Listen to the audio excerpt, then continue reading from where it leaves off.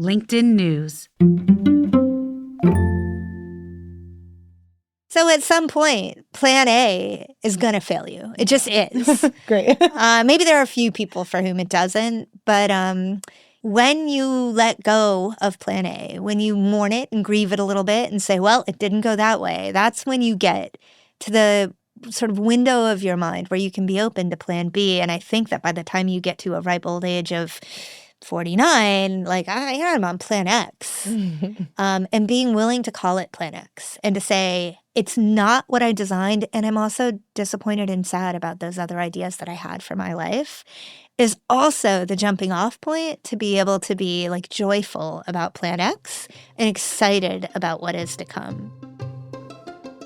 That's Jessi Hempel, host of the Hello Monday podcast, and Gianna Prudenti, LinkedIn's early career development editor. I'm Leah Smart, and this is Everyday Better. Don't forget to hit that follow button to get new episodes of our show every week. And make sure to follow me on LinkedIn, where I dive deeper into the evidence-backed strategies mentioned in that week's show. If you're already following me on LinkedIn, follow me on Instagram for a behind-the-scenes look at how we make this show. I'm at Leah_smart. That's Leah_smart. And we'll also include a link in the show notes.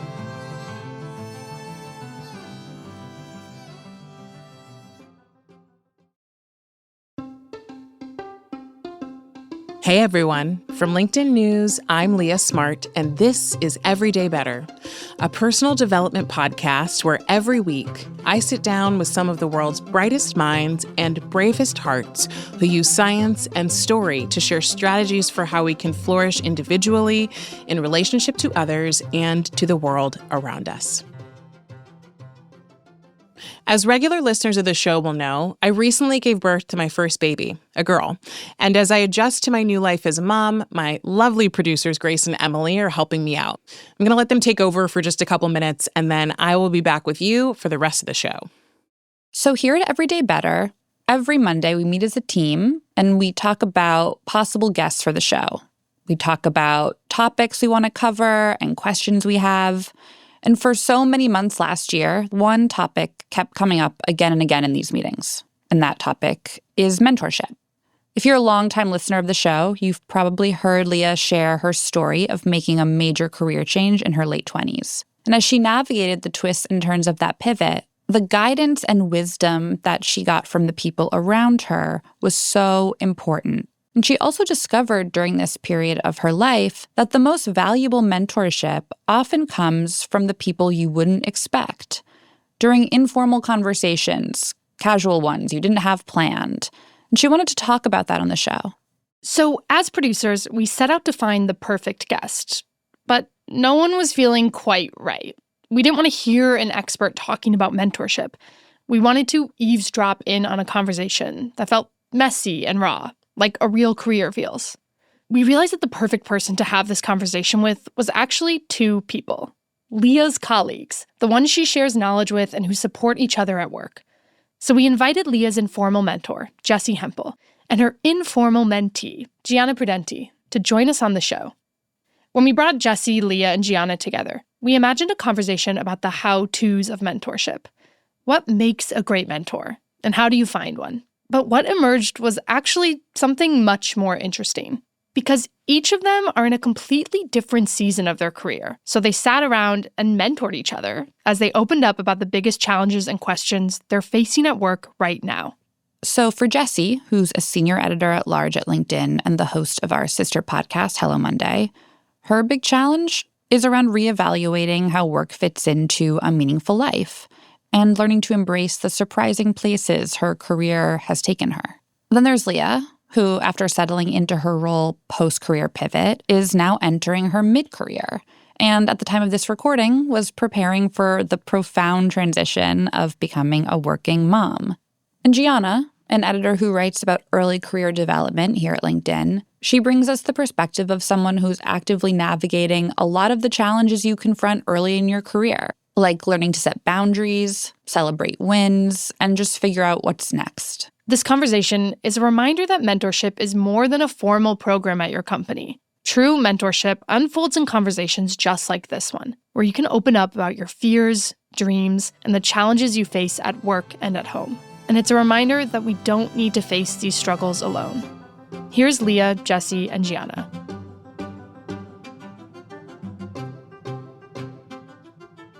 Okay, so before we start, no one's heard, well, some people may have heard your voice on my show, but no one's heard your voice on my show yet. So I'd love for you both to introduce yourselves.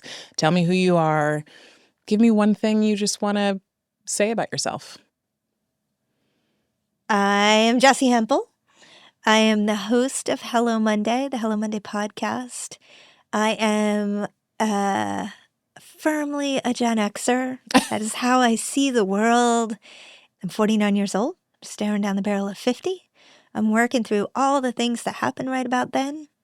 2 small kids, they're 3 and 6. Means I sleep through the night, but I don't sleep enough. That's me. I'm Gianna Prudenti. I am 25. I'm Gen Z. I'm in this really weird post-grad trans. I mean, I guess I can't say that anymore. I'm 3 years post-grad, and I'm just like, what's next? I have been at LinkedIn for all 3 of those years, reporting on and for Gen Z through my newsletter and all my content. And something you should know about me is that I love to bake. Food is my love language, and one day I want to be a chef. And every time you bake for me, it's amazing. So thank you. Thank Please you. keep it coming, even though we don't sit together. Of course. I'll come down to your floor. I'm also laughing about the fact that your first statement was, I am firmly a Gen Xer. And I'm like, have you recently embraced this? Like, is this a new thing? I think we're always reaching for youth in a work setting, right? We're always reaching to be younger than we are, to be in touch with what is younger than we are, to embrace and celebrate what is younger than we are. And I have recently come to terms with the fact that the thing that's worth celebrating in my life is that I am exactly where I am. So, Gen X. Love it. You wouldn't know anything about that, right, Leah? Because I know nothing about it. And you called me a geriatric millennial the other day, and I was firmly offended. I was like, absolutely not. My husband is geriatric. I am not. Moving right along. But I totally agree with that. I was Wait, how old are you? We just said yeah, how old we were. I'm Leah. I'm 36. I'm a very stark in the middle millennial. And I have tried wearing wide jeans, and my husband says that. Guys, the best Slack messages. I'm not a Gen Zer, and I need to just let it go. And so I love your point about embracing what is. No, and I love it. It's been really tough for me. But My favorite Slack messages from Leah are when she's like, what are the kids wearing? Like, how do I style these cargo pants? I'm like, yes, let's talk. Meanwhile, my wife is like, you can't wear white tennis shoes. They don't look like they're supposed to on Stop. you. You are not 30 years old. You totally can. With the frilly socks, like I told Gianna, you. I'm going to give you her number. I'm ready. I'll go to bat. bring back skinny jeans. No. Yeah, no, I'm on that page. Okay, I'm just on to that bring page. us back to the thing that we have in common, we all are wearing kind of a version of the same thing right now, which is sort totally. of what corporate culture does to you, right? It does. Puts you all together and says, y'all are going to be kind of the same. Uniform. Yeah, we blend. So if we talk about where we are, as much as I love this conversation, talking about where we are in our generations, the point of this conversation is like we are each in very different places in our career. We're each starkly in different generations with similar jobs. And I want to know from both of you, like if you were to give it, you can give it an actual season or you can give it like a name. But if you were to think about what season you're in right now in your career, what would you say? Jessie, I'll have you go. I went first last time. Okay, fine. I'll have Gianna go. Oh my God. I was like, thank God She was like, I need time to think. it. What season am I in? I think I'm in a weird, like, in between. Like, I landed the job. I'm in it for 3 years. This is amazing. And I'm somebody who's always chasing the next thing. And I'm like, wait, I could like be here for a while. So what do I do? I feel settled, but in a good way. Oh, it's Not in ask, like is it uncomfortable? Not in It's like a plateauing type of way, but I'm not comfortable with like being still. So it's something I'm just trying to learn. Yeah, it's a funny thing, right? Like you go to school, you start kindergarten, they're like, this is first grade, this is middle school, this is high school, now you're going to go to college, now you get a job. And then I guess you're where you are. Yeah. It's like, wow, there's like 40 years of this. Mm-hmm. What about you, Jessie? Well, I'll bring to you where I am and also sort of what I'm wrestling with personally, right? I've been working, I got my first job, absent the paper route, my first job when I was like 16 years old. And I have been working consistently and hard since then. So for many, many decades. And I am really thinking a lot about how I value my time and figuring out how to separate how I value my time from how I make money and make sure for myself that I'm not measuring my self-worth by my productivity, which is an economic means of measurement, right? And it took me until now to kind of figure that out, but that is what this season has been for me. And I think actually it might be something that is reflective of what a lot of people in my season of life are reviewing. I've worked so hard. What is it all for, and what has it given me? And here's the thing. I've had a great career. That is not coming out of hardship. I really love my job. I love what I get to do every day. But I've had a lot of ups and downs by this point. I've had more than 3 years in my career. I've been laid off from jobs. I've even been fired from my first job. I have loved jobs that didn't love me back. I have struggled with imposter syndrome. I have changed industries and changed careers. And so, yeah, I'm happy with my day job right now, but I'm trying to figure out how to put the day job in the context of larger life and whether I'm happy in that larger life. Wow. First of all, have we discussed paper routes? Because I also had one. Did you? Yes, at 11.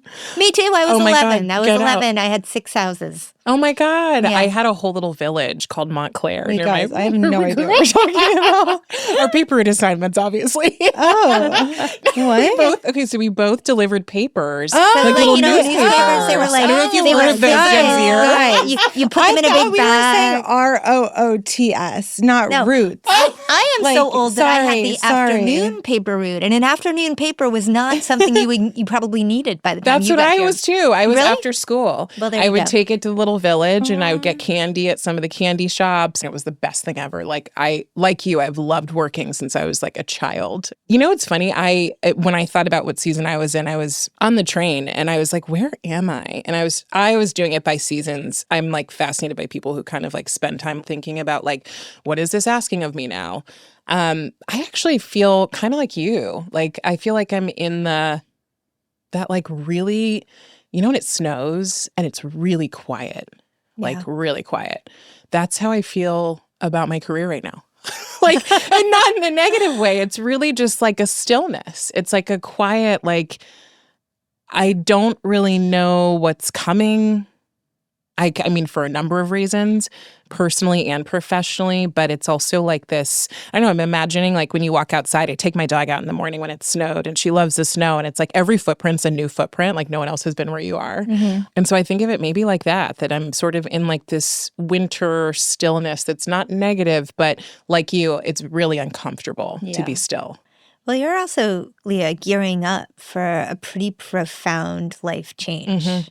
Not the kind of change that happens many times over the course of a lifetime. Right.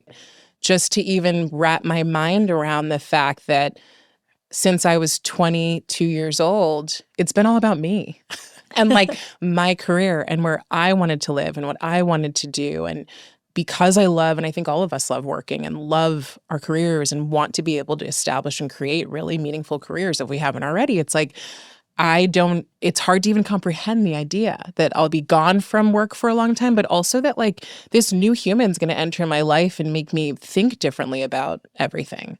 So it's a little uncertain in the sense that like it's the first time I've had to actually go, oh my God, what if it's not the center of my universe anymore? In fact, I'm pretty sure it won't be.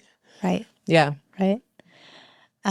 This is me refraining from laying in on all of the things that I have learned because I have lived it. Because one thing that is true about becoming a parent is that it's profoundly different for everybody. And so you can draw from other people's experiences, but at the end of the day, you will venture forth on your own and experience it, you know? Yeah. Yeah, it's very TBD. And I think it's also forcing me, and I feel like you'll resonate with this, Gianna, to get more comfortable with a lot of uncertainty. And that's really hard. Yeah.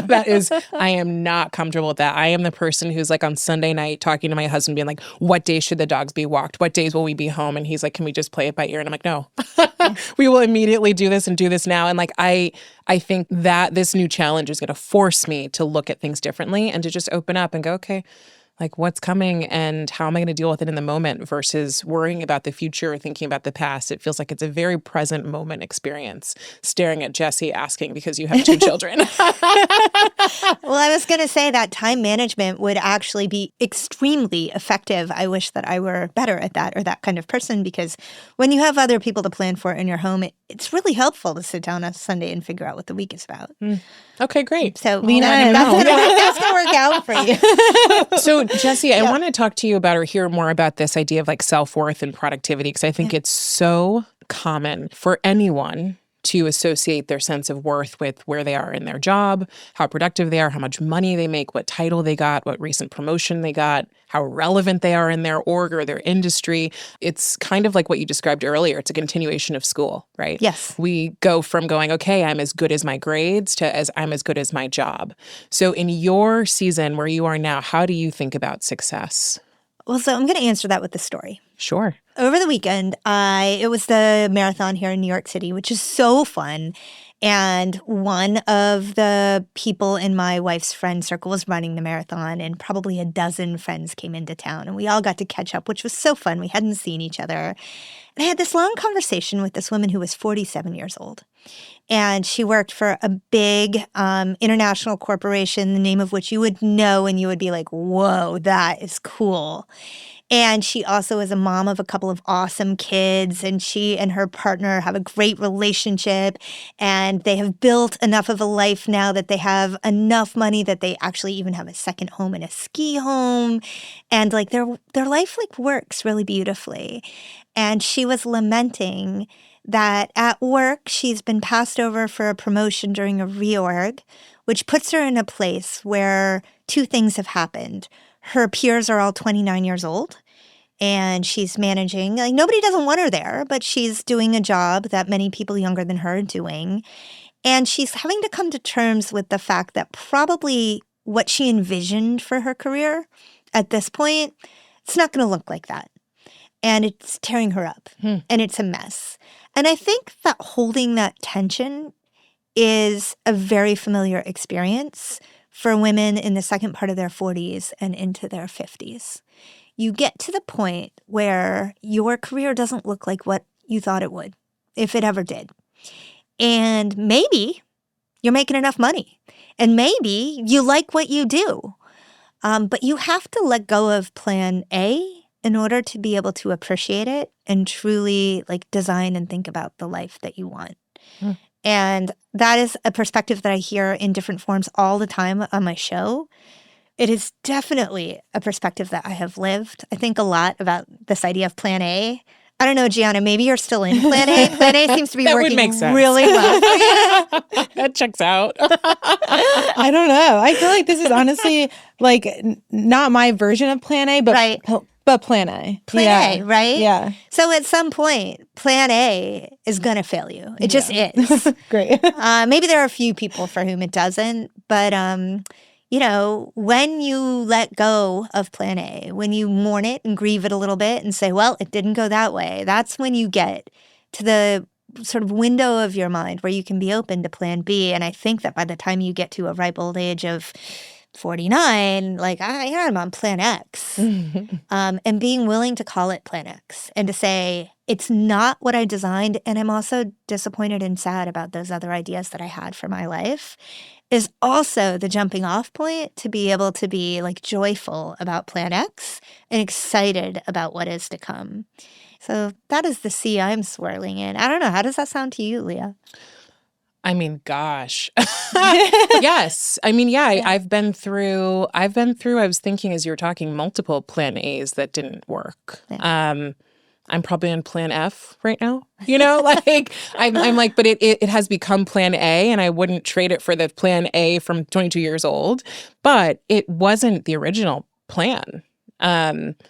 And so, yeah, I think there's like a rewriting, and I really like appreciate you saying like at some point it will fail you, because I'm like, oof, yeah, that's being with that disappointment is really tough. Yeah. You know, but then that's what opens you up to like, okay, this didn't work out. Like, what do I really want now? Like, I think that's the perfect time to ask yourself questions like that. What does it mean to be successful now? You know, like adding now to those questions is like, ooh, I can get with that. And we get very binary about it. We're like, well, it didn't work out that way. Maybe it'll work out okay this way. But if we are willing to let go of the binary nature of plan A versus plan X or plan Q and simply open ourselves up to what is possible, you may eventually find that you're very, very glad that plan A did not work out. Oh, God, yes. Gianna, what's your version of success right now? I want to know that first.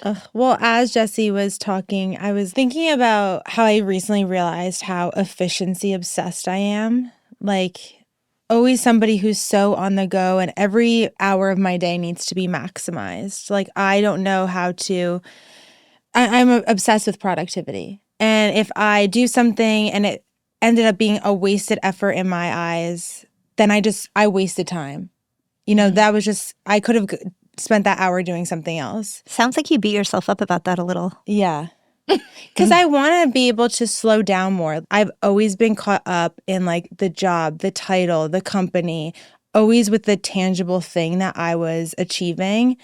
And I've always been someone, like I was saying before, I feel I'm in this season of stillness, but I'm still toiling in my head with what's next? Should I do this? Should I do that? Like there's so many opportunities out there that I'm almost so overwhelmed by it. I could never even make a choice.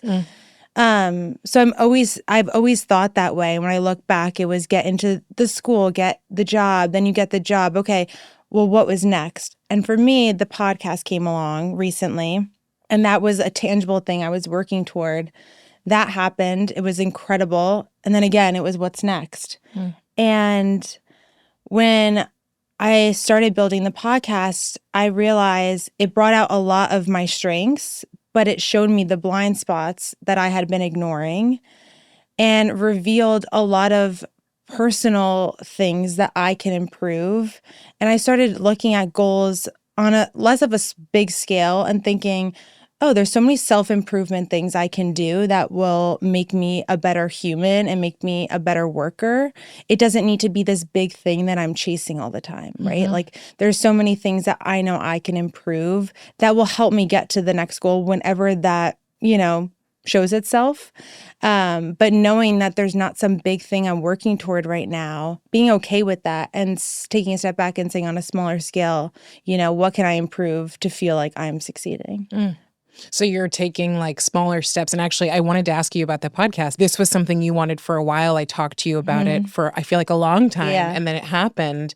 I think one of the things that happens in our careers is we have this idea that we'll just chase what we love and then all things will just come true. Like, what was it like? Because this is so recent for you, going from this place of dreaming of this big thing to getting it. Well, I'm always somebody who does not celebrate. Like, you get the thing, okay, what's next? Like, immediately. It's just always been that way. And I actually stopped for the first time and was like, no, I'm going to celebrate this. This was huge. And I, got all my friends together and we really did celebrate the moment. And it made me so warm inside to feel supported and to actually be like, yeah, this happened. I worked hard for it. And it is so fulfilling. But then it's the other side of like, oh, wow, I realized in that journey I was facing, imposter syndrome. I had so much self-doubt. And it's like these things just start coming up and you think, oh, I don't have that. Like I'm ready. Like I've been wanting this. I must be ready. And then it happens and you're like, okay, wow. When I now look back on that journey, I'm like, there was a lot of ups and downs to get to what I wanted.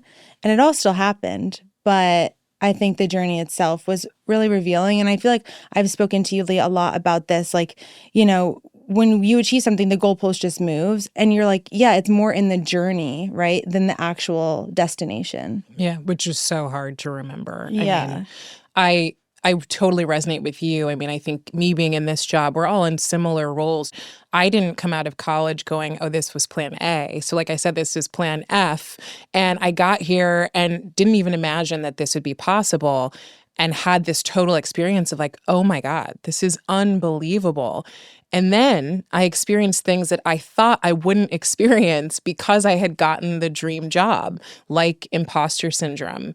And before we go into that, because I do want to know more about how both of you have experienced this, but we're all a little bit different in the way we got to this work. How did you get here? When did you know you wanted to be an editor, a writer, a podcast host? there were no podcasts when we were 10 years old. So you wanted to be some version of someone who talked and told people things and interviewed people. How did you guys figure this out? And Jessie, we'll start with you. Well, I always knew I wanted to be a writer. In the 3rd grade, I won the school writing contest for an essay I wrote about wanting to be an ice skater. Based on my athletic abilities. It was really best that I went for writing over ice skating. But it was really inherent to how I saw myself and how I was rewarded early in my life. And when I came out of college, my thought was the thing I care most about is writing, and journalism is a path to get there and be paid for it. And so I became a business journalist. And I spent 15 years doing that, and I loved that until the moment when I was bored of it. And it was funny, ironically, and this happens for a lot of people, I think, in whatever their craft is. At just the moment that I was getting the most public acclaim for what I did, I was a senior writer at Wired. All of the big tech founders and CEOs wanted to talk to me. I could pretty much have any access I wanted and write anything I wanted. And I couldn't do it one more moment. I was burnt out. It was so stale. And around that point was when the opportunity at LinkedIn came up to host a podcast. Wow. I mean, you knew you wanted to be a writer since you were a kid, right? It's like when I think of people I've known as a kid who were like, oh, I'm going to be a doctor, and they really did it. Yeah. I'm like, God, how cool. Like, you just came out of the womb and you were like, I'm ready to go post ice skating, right? Yeah, well, I mean, after I was done with ice skating. And paper route. Y'all, I've never even been on ice skates. I don't know what I was thinking. But yeah, There's so much to unpack. It is the great gift of my life that I came out with a sense of purpose around craft, right? Even with all this podcasting is just a path to storytelling and has a huge writing component to it. Well, you mentioned boredom, but I'm curious more, before the boredom, did you ever experience, because you've had this craft in your mind and your heart for so long, did you ever experience imposter syndrome? Yes. I, very early in my career, was very ambitious and worked like 20 hours a day, 7 days a week, loved to work, and moved up very quickly. I was at Business Week, and then I was Fortune, where I quickly became sort of a cover story machine. And I worked on a great team of people, and I felt valued and beloved and mentored. And everything went so well that Condé Nast, Wired in particular, came to me and offered me their senior writer job. The god of my craft, Stephen Levy, was leaving, and his job was opening up. And he had nominated me for it. And Wired came to me, and they were pretty frank with me, the editors. They said, we really love the idea of having you, and everybody loves working with you, and we don't have any senior women at the top of the masthead, and we just think it would be great to have senior female leadership. And I came in, and I felt pretty good when I arrived. And within a couple of months, it was like pushing a boulder uphill into the wind. None of my ideas resonated with the people who ran the magazine. Let's be graceful through no fault of their own. Their limited ideas about what made good stories. They just shot down every idea I had. And that was a moment when I knew that I was battling something that felt to me like sexism, but my framing for it was this. Well, if they had a woman who was good at this, then you could step back and say, well, that's sexism. But it's me, and I'm probably not very good at this anyway, so it's hard to tell. Is this sexism, or do I have bad ideas? And what's interesting to me about that is that flip happened so quickly. Like I mentioned before, I was so confident at Fortune. I had years and years of confidence based on a portfolio of work that I believed in. And I got to this new place, and I was working within an environment, a very senior environment, in which I did not have the belief of the institution. And within a few months, I was like, I'm bad at this. I'm the problem. I'm bad at this. And that was a mix of imposter syndrome and flat out sexism, which is something that is alive and well in most of our institutions today. And it took me years to find my way back to a place where I could have the context for that and believe in myself again. After the break, Leah, Jessie, and Gianna discuss how economic trends have shaped their generation's ambitions around work and parenthood. They also offer advice on imposter syndrome and making a career pivot. We'll be back in just a few moments.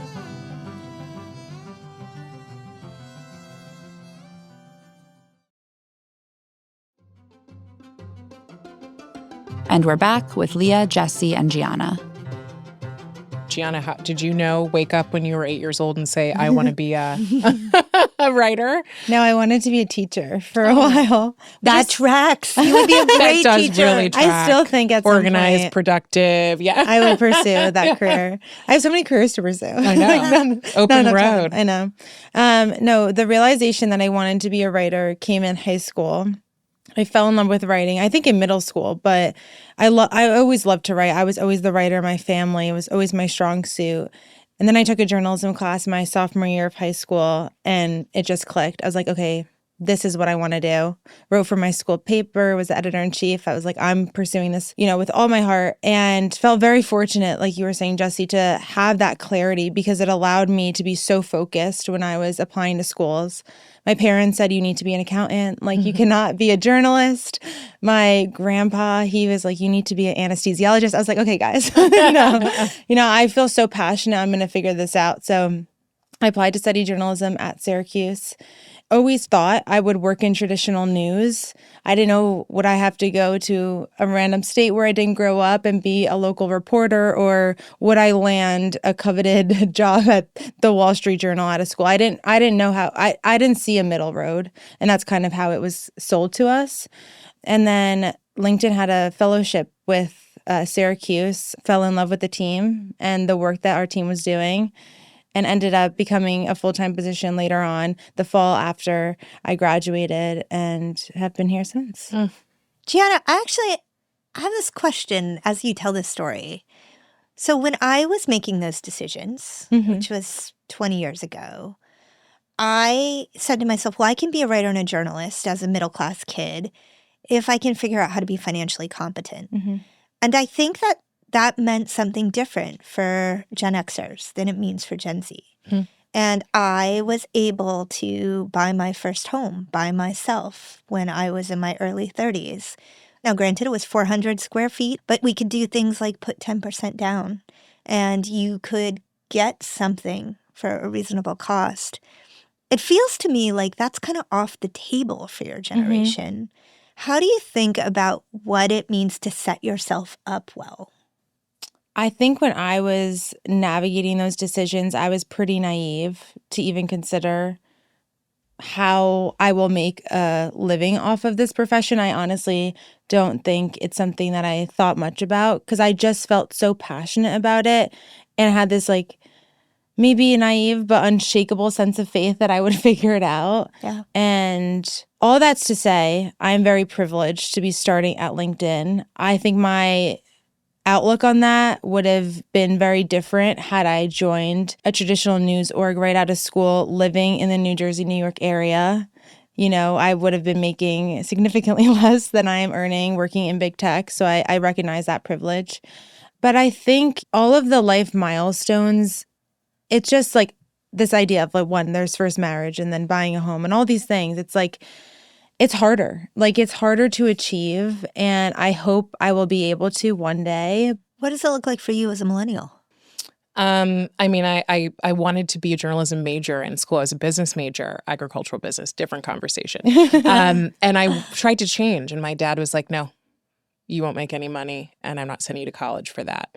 And so I got lucky in the sense that LinkedIn was my first job out of college. So I think as a millennial, it feels, I don't know, it feels I sometimes feel a little bit siloed from other people because I've stayed at the company longer than most of the people I know. I've really put in a lot of years here and a lot of different careers and spun a lot of cycles. And so I imagine that, I'm not planning to leave anytime soon, but if and when I do, that will be a really big wake-up call in the sense of okay, what am I doing and where am I going and what's it really like out here in this world of journalism and or, whatever I do choose to do. I want to change gears a little because we talked about being women in this space and we're all sort of in different places in our lives as it relates to parenting and parenthood. And so I'm curious, I'm curious to get your perspective as we talk about some of this. But Jessie, starting with you, how has parenthood changed you? If you were to give give me the headline, how has it shifted the way you think about your life and your work? I've become much better at time management. That was on the list of goals, right? It was. And I'm still not all that good at it. I got to tell you the truth. For me, first of all, I spent 15 years from the time that I finished college until I was close to 40, being pretty angry at all of the people around me who felt the need to assert their opinions about whether or not I gave birth. With every year, people would feel more entitled and emboldened to be like, well, Leah, what are you going to do? Mm-hmm. Gianna, are you thinking about kids? Mm-hmm. Including like people that I covered in journalism, powerful people, and I'd show up and want to have a conversation with them about like the balance sheet of their company, and they'd end the conversation by being like, what are you thinking about kids? I'd be like, it's none of your business. Then I turned 40. It was freedom, y'all. 40 was freedom. Some people call it invisibility, but that invisibility was welcome. And then shortly after that, my wife came home and said, no, I really think we should have kids. And I thought, oh, what? That's Plan X. And then, the intellectual side of me kicked in and said, well, you know what? If she really feels like this is important, my role in life after I've, fulfilled my own obligations to myself is to support her. Let's do it. That was a funny way to approach something that basically cracked me open many times over and changed me. And becoming a parent offered me a path to move out of the main character role in my own life and let somebody else hold the main character role. And that was a really beautiful thing. And this journey of learning to care deeply about what I do and what I contribute outside of my home, and then to care deeply and be invested in these humans that I'm raising, it's like the gift of a lifetime. So... Gianna, what's this like? I mean, you're in such a different place where people are like, oh, maybe you'll, I'm guessing people are asking you or feeling like About they marriage. have. Exactly. But we don't care. Yeah. We don't, like, I'm not. whatever you do. Yeah, you do, you girl. Thanks, guys. No, I honestly do feel like my calling is to be a mom one day, hopefully.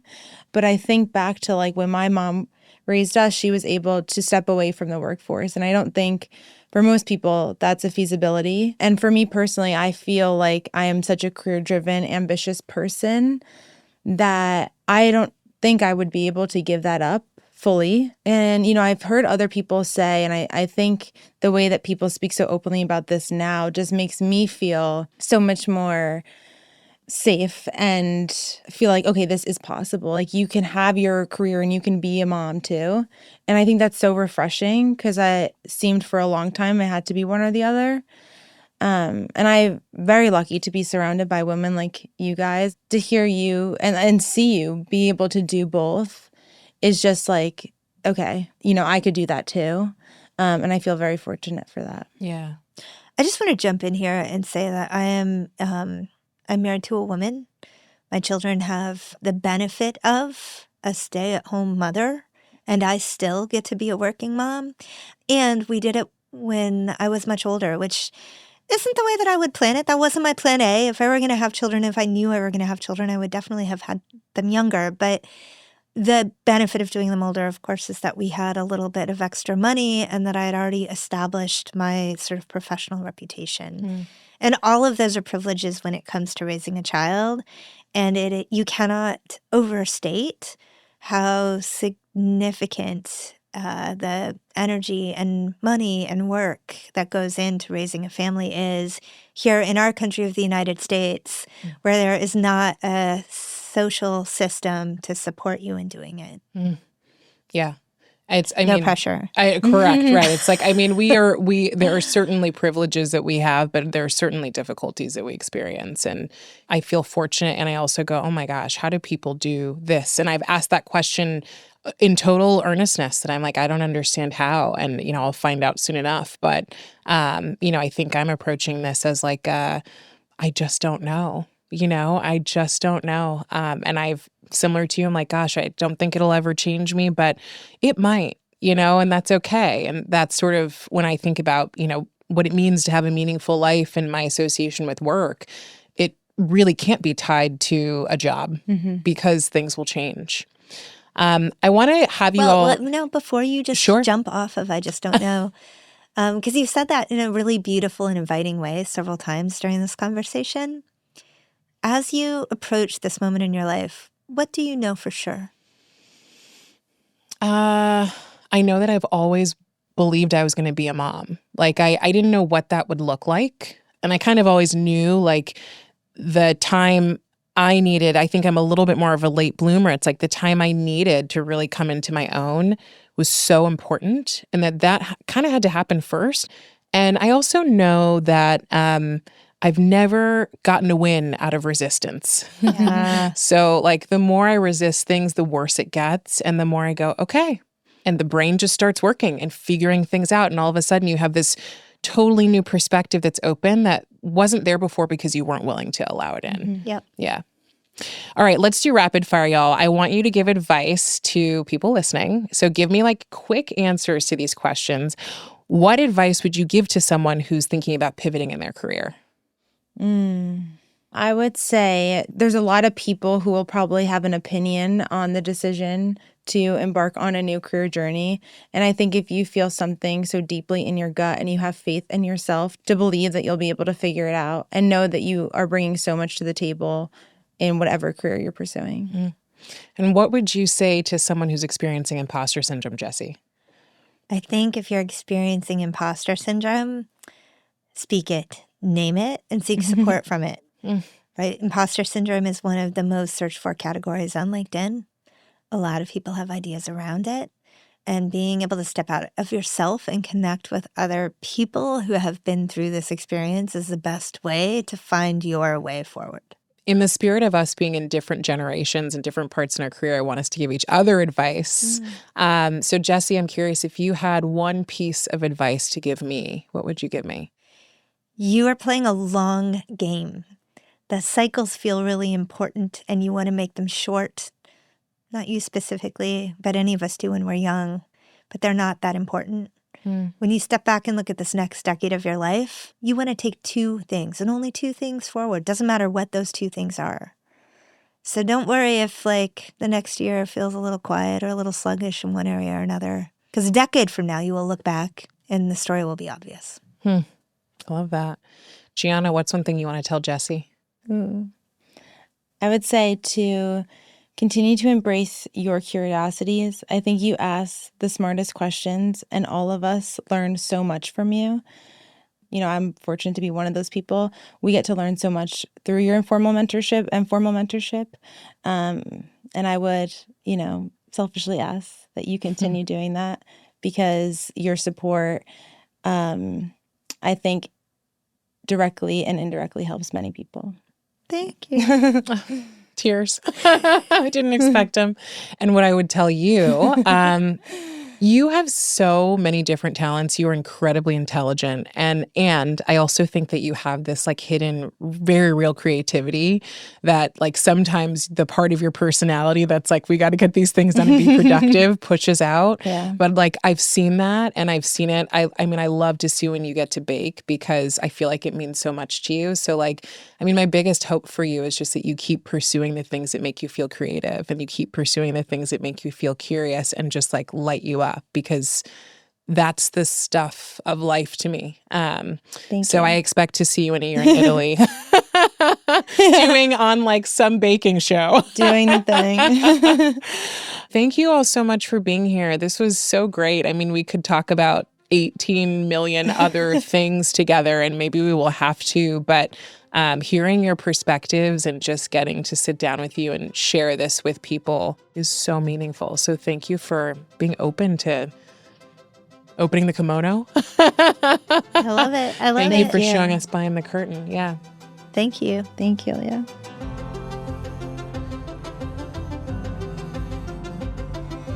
That was Jessie Hempel, host of LinkedIn's Hello Monday podcast, and Gianna Prudenti, an editor for early career development at LinkedIn.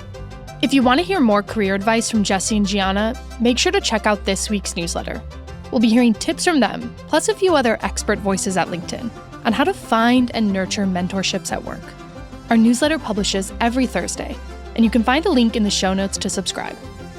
Everyday Better is a production of LinkedIn News. The show is hosted by Leah Smart and produced by me, Grace Rubin. And me, Emily Reeves. Asaf Gadron is our sound engineer. Tim Boland mixes our show. We get additional support from Alex Kuznetsova and Ali McPherson. Sarah Storm is our senior producer. Dave Pond is head of production and creative operations. Maya Pope-Chappelle is director of content and audience development. Courtney Coop is head of original programming. And Dan Roth is the editor-in-chief of LinkedIn. Thanks for coming with us, and we'll see you next week.